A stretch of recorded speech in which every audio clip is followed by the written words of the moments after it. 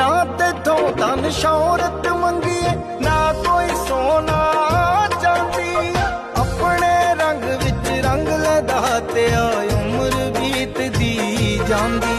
अपने रंग विच रंग ले मालका उम्र बीतदी जांदी। तेरे ताइयों कट दे हाड़े, तेरे ताइयों कट दे हाड़े, नजर मेहर दी